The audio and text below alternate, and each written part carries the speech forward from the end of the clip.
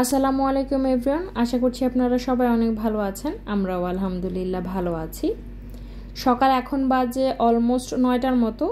যাচ্ছি ভাতিজিকে ওর স্কুল থেকে আনতে। ভাতিজির আজকে আইসিটি পরীক্ষা ছিল আর নিয়ে এসেছি। তবে ভাতিজি ভীষণ রকমের দুঃখ ভারাক্রান্ত হৃদয় নিয়ে এসেছে, কারণ তার আইসিটি পরীক্ষাটা খুব একটা বেশি ভালো হয়নি। কারণ তেমন কিছুই কমন পড়েনি, প্রশ্ন হার্ড হয়েছে, এগুলো নিয়ে এসে খুব ঘেটে রয়েছে। আর ওদিকে বোনের পরীক্ষা যেমনই হোক, তাতে আমার ভাতিজার আসলে তেমন কিছু যায় আসে না। তিনি তার নাচানাচিতে কার্টুন দেখাতে আসলে ব্যস্ত। আমাকে দেখাচ্ছিল যে ফুপি আসলে এরকম করে নাচতে হয়, তুমি তো নাচতে পারো না, দেখে নাও।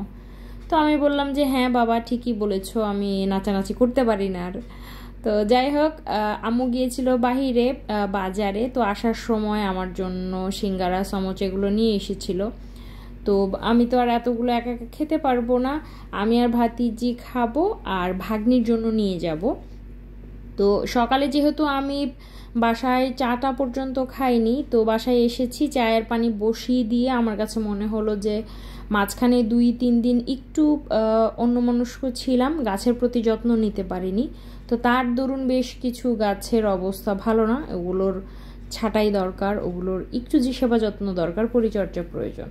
তো সেটাই মরা পাতাগুলো কেটে দিলাম। আর আমার গেস্ট রুমের এই জায়গাটাতে মূলত খানিকটা রোদ আসে, আলোটা বেশ উজ্জ্বল। তো এইখানেই আমি চেষ্টা করি যে অদল বদল করে ড্রয়িং রুমে যে ছোট ছোট গাছগুলো রাখি সেগুলোই রাখতে, যাতে একটু আলোর মুখটা দেখতে পারে। তো মরা পাতাগুলো একটু কেটে নিয়েছি আর মাটিটা খুঁচিয়ে দিয়ে এখানে পানি দিয়ে দিব। বেশ কয়েকদিন পানি দেওয়া হয় না বলে একদম নেতিয়ে পড়েছে। তবে আমার যেটা মনে হয়, মিষ্টি আলু গাছে না প্রচুর পানির প্রয়োজন হয়, প্রচণ্ড পরিমাণে পানি টানে মিষ্টি আলু গাছটা। পানিতে থাকলে যেমন পানিটা দেখি খুব দ্রুত শেষ হয়ে যায়, মাটিতে দিয়েছি এখনও দেখি যে খুব দ্রুত মাটিটা শুকিয়ে যায়, আর শুকিয়ে গেলেই না এগুলো সব নেতিয়ে পড়ে। তবে আমার ইচ্ছা আছে বড় একটা টবে আমি মিষ্টি আলু গাছ লাগাবো, মূলত সেটা খাওয়ার উদ্দেশ্যে, মাঝে মাঝে যাতে শাক হিসেবে টুকটাক তরকারিতে দেয়া যায় এজন্য। তো গাছগুলো নিজ নিজ জায়গা মতো আমি রেখে দিয়েছি। আর ড্রয়িং রুমে বরাবরের মতো আমার গাছ দিয়ে সাজাতেই বেশি ভালো লাগে। আর চাটা হয়ে গিয়েছে, এখন চাটা খেয়ে নেবার পালা। চা খাওয়া শেষ করে রান্নাঘরে যাওয়ার আগে দেখি ভাতিজা আর ভাতিজি এসেছে। ভাতিজি বরাবরই বিটিএস লাভার, তিনি মেহেদি দিয়ে সেটাই করেছেন। আর ভাতিজা আমাকে দেখাচ্ছিল যে ফুপি দেখো আমি মেহেদি দিয়েছি। তো কোনোভাবেই ও হাত সোজা করতে পারছিল না, মানে মেহেদিটা শুকিয়ে গেলে একটু টান টান লাগে, তো ওটা ওর একটু সমস্যা হচ্ছিল। আর বারবার বলছিল যে আমার হাত শক্ত হয়ে গিয়েছে, আমাকে ধুয়ে দাও, হয়ে গিয়েছে, আমি আর রাখবো না। ভাতিজা ভাতিজি চলে গিয়েছে। আর এদিকে আমার ভাগ্নি বেশ দেরি করেই উঠেছে, এখন প্রায় 12টার মতো বাজে, এখনও ভাত খাচ্ছে। শাকটা আগেই রান্না করা হয়েছিল, শাক, ডিম পোচ আর ভাত খাচ্ছে। তবে এখন অনেকেরই প্রশ্ন মনে জাগতে পারে যে দুপুর 12টা বাজে, এখন কেন ভাত খাচ্ছে, দুপুরের ভাত তো কিছুক্ষণ পরেই খাবে। ভাগ্নি এক ভয়াবহ কাজ করে ফেলেছে। তিনি ডায়েট করার উদ্দেশ্যে গোটা একদিন না খেয়েছিল। মানে বিষয়টা এমন হয়েছে যে ও সকালবেলা ঘুম থেকে উঠে কিছুই খায় নাই, যেহেতু ও সেকেন্ড ইয়ারে উঠেছে কলেজে, তো 12টা থেকে ওর ক্লাস। তো সেই 12টার সময় থেকে নিয়ে ও ঘর থেকে বের হয়েছে 11টার দিকে, সে 12টা থেকে নিয়ে 6টা বাজে ও বাসায় এসেছে কলেজ শেষ করে। তো 6:30 থেকে ওর আবার কোচিং, সে খুব কনফিডেন্সের সাথে না খেয়েই কোচিংয়ে গিয়েছে। আমি বারবার বলেছি যে তুমি খেয়ে যাও, তোমার কিন্তু পরে প্রবলেম হবে। বলে যে মামি আমার কিচ্ছু হবে না। খুব কনফিডেন্সের সাথে যেয়ে তারপর কোচিংয়ে যেয়ে সে অজ্ঞান হয়ে পড়ে গেল। কোচিং থেকে তার মামাকে ফোন দেওয়া হলো, তার মামা দৌড়ে গেল। বাসার সব মানুষ আমরা মানে রাগ করব না কি করব বুঝে উঠতে পারছিলাম না। তো তখন আমি বললাম যে দেখো, নিজে অসুস্থ হয়ে পড়ে থাকলে কিন্তু নিজেরই সমস্যা, ক্ষতিটা তোমার হবে, আমাদের কারোর হবে না, সাফার তোমাকেই করতে হবে। তো বলল যে মামি আমার ভুল হয়ে গিয়েছে, আমি আর করব না। ভুল হয়ে গিয়েছে এই কথা বলার পর তো আর রাগ করে থাকা যায় না। তো আপনাদের সাথে কথা বলতে বলতেই তো আমার রান্নাগুলো কমপ্লিট হয়ে গিয়েছে, খাবার দাবার আমরা সেরে নিয়েছি।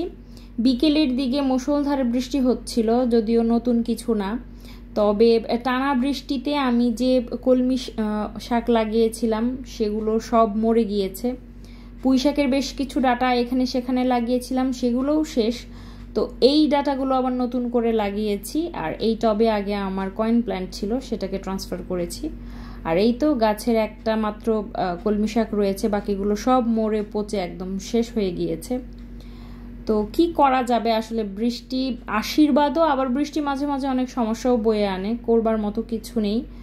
সন্ধ্যার দিকে বারান্দা থেকে জামা কাপড়গুলো সব এনেছি, এগুলোই ভাঁজ করে রাখছি। তবে ভাবছিলাম একটু বাহিরে যাব। ভাতিজির যেহেতু আইসিটি পরীক্ষাটা খারাপ হয়েছে, ওর মনটা দেখলাম খুবই খারাপ। স্বাভাবিকভাবেই অনেক পরিশ্রম করেছে, চেষ্টা করার পরও যদি আশানুরূপ রেজাল্ট না হয়, ছোট মানুষ তো একদমই মূর্ছে যায়। যখন আমি ওর স্কুলে গিয়েছি, ওকে জাস্ট বলেছি প্রথম দেখাতেই যে মা পরীক্ষা কেমন হয়েছে, মেয়েটা না মানে ঝরঝর করে কান্না করে দিল। আর ওকে কান্না করতে দেখলে আমার নিজের মনে হয় কি যে মানে আমি নিজেই কান্না করে দিচ্ছি, এত বিধ্বস্ত লাগে। তাই ভাবছি যে সন্ধ্যায় ওকে নিয়ে বের হব। তো মাগরিবের পর মূলত আমি আর ভাতিজি বের হচ্ছে আমাদের বাসা থেকে। নিচে আমার মা আমাদের জন্য অপেক্ষা করছে।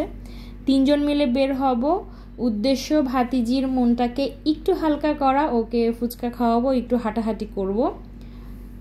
হাঁটাহাঁটি শেষে বাসায় ফিরে এসেছি, যেটা কাজ রুটি বানিয়েছি। তারপর হাজব্যান্ড অনেকদিন ধরেই আবদার করছিলেন তিনি সেমাই খাবেন, তো তার জন্য প্রস্তুতি নিচ্ছিলাম। তো এক চুলায় দুধ জাল দিচ্ছিলাম, আর এক চুলায় আমি ভাত বসিয়ে দিয়েছি আমাদের জন্য। দুধ তো জাল দিচ্ছি সেমাই বানানোর জন্য, তবে সেমাই বানাতে গিয়ে আমি বেশ বিপাকে পড়েছি। তার কারণ হচ্ছে লাচ্ছা সেমাই রয়েছে খুবই সামান্য, যেটা এখন স্ক্রিনে দেখতে পাচ্ছেন, একদমই সামান্য অল্প পরিমাণে। তো এটা যদি আমি রেখে দেই তবে জীবনে কোনোদিনও রান্না হবে না। শুধু শুধু ফেলে দিতে আমার টাকায় কেনা জিনিস খুবই মায়া লাগে, টাকায় কেনা জিনিস ফেলে দিতে ইচ্ছে করে না।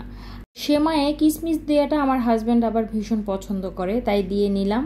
আর এবার লম্বা সেমাইটা রান্না করার পালা, এটাও এতটুকুই ছিল, তো রান্না করে নিচ্ছি। তো আজকের এই ভিডিওটি এই পর্যন্তই। ভিডিও ভালো লাগলে লাইক করবেন, কে কোথা থেকে আমার ভিডিও দেখছেন আপনারা কমেন্ট করে জানাবেন। আজকের মতো আসছি, আল্লাহ হাফেজ।